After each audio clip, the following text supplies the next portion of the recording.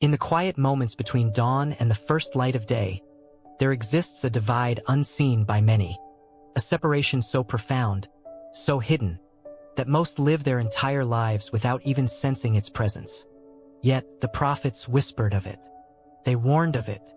And now, as the world drifts further into shadow, the truth waits quietly, like a storm gathering beyond the horizon. Few understood what came next. The world we know is layered, veiled, and divided not by borders, not by walls of stone, but by choices unseen and paths ignored. On one side, those who seek, who question, who awaken to the subtle signs of God's eternal wisdom. On the other, those who wander blindly, comforted by illusions, resisting the light that presses quietly, insistently, against the heart. This is the hidden separation, a prophecy few dared to believe, yet one that shapes every destiny. The air itself seems charged with anticipation. Every whisper of wind carries a question. Every shadow holds a story. And in the midst of it all, humanity stands, often unaware of the spiritual fissures beneath their feet. How did it come to this? And why is it so difficult to see? The world of men is a mirror of the unseen. Choices ripple beyond comprehension. Faith and doubt, light and darkness. They do not exist simply in grand battles or dramatic moments. They exist in the quiet corners of the heart, in the decisions made when no one is watching, in the small betrayals of truth and the silent embrace of comfort.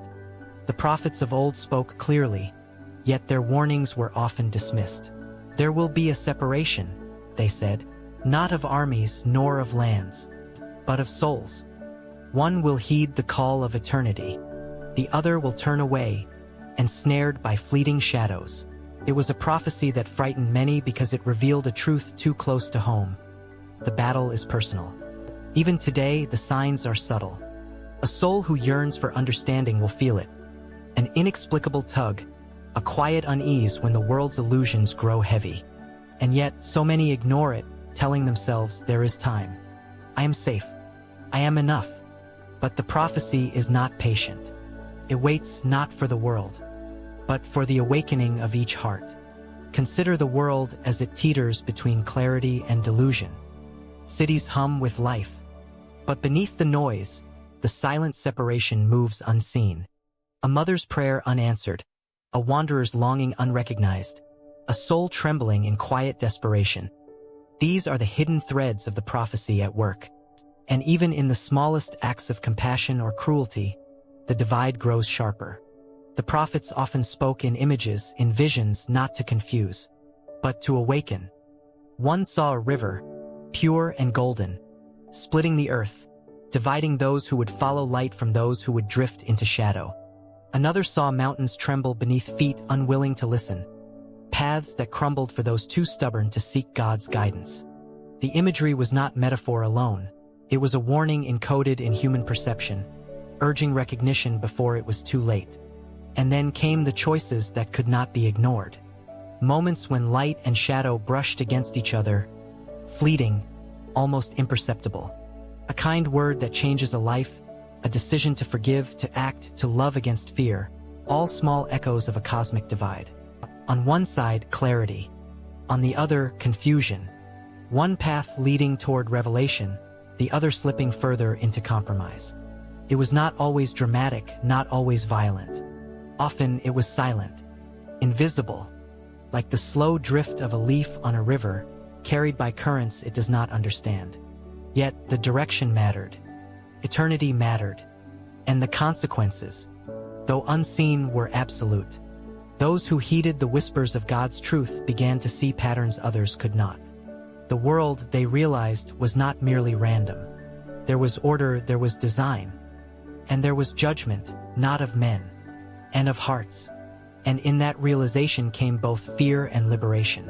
Sometimes the separation is masked as comfort. The world offers distractions, pleasures, achievements, but all carry subtle chains.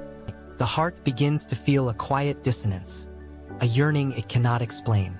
There is something more, it whispers, something unseen.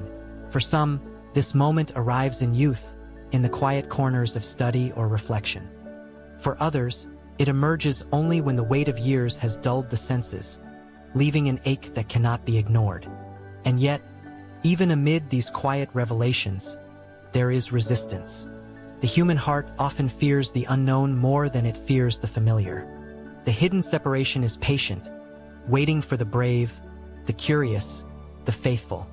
It does not force its truth, it invites it, like a gentle wind through an open window, unnoticed by those unwilling to lean closer. Curiosity whispers again, what if the separation is not just around us, but within us? Every hesitation, every compromise, every act of doubt, it contributes to the divide. And every moment of courage, faith, and clarity, it bridges it. The prophecy, though hidden, is alive in every human heart. Some walked away from their comfort to follow the faintest glimmer of light.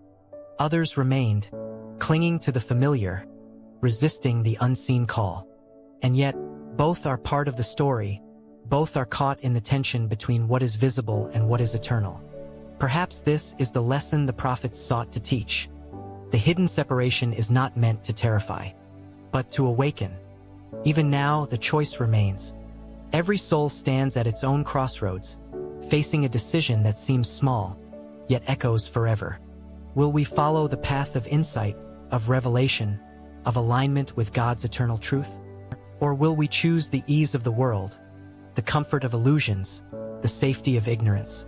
Consider the stories of the faithful, whispered across centuries. A man who refused to bow to idolatry, even when alone. A woman who hid the truth of God's word, waiting for the right moment to reveal it. A child who believed against all logic, whose faith became a beacon for generations. These stories are the proof of the prophecy. They remind us that the separation is not only a warning, it is also a promise. The faithful will endure, the vigilant will awaken, and sometimes awakening comes with pain. Recognition of one's own errors, one's own blindness, can be overwhelming. But through this recognition comes clarity. The separation is not punishment, it is revelation. It is the divine truth pressing against the heart, urging alignment, urging awakening, urging love. The hidden separation stretches across time, across nations, across hearts. It waits in silent places, in empty streets, in moments of prayer, in the eyes of strangers, in the quiet choices of our own conscience. And yet, its presence is unmistakable to those willing to see. The light touches them first, a fleeting awareness that grows, that strengthens, that calls forth courage, humility, and understanding. It is here, in this tension between light and shadow, between choice and consequence, that the prophecy becomes alive. Not as a distant story of doom, but as an intimate reflection of human life, a map of every soul's journey, every heart's struggle, every whisper of eternity that asks, will you awaken? The prophecy that no one wanted to believe is more than warning. It is revelation. It speaks of a reality beyond sight, a cosmic rhythm beyond understanding. It reminds us that life is not merely lived. It is chosen, moment by moment, in the quiet corners of our hearts where the world cannot see. Perhaps the greatest lesson lies here. The hidden separation is not meant to terrify, it is meant to awaken, to reveal the eternal in the fleeting, the unseen in the obvious, the divine in the ordinary. Every choice matters. Every moment carries weight. And the separation, though hidden, is present in every heartbeat. And so, the divide waits quietly, as it always has, unseen by the many, understood by the few. But maybe, just maybe, it is not meant to separate us from God. It is meant to reveal what already lies within. A choice, a moment, a whisper of eternity waiting to be heard. The hidden separation is not a curse, it is an invitation. And the invitation remains, even now, for those willing to awaken.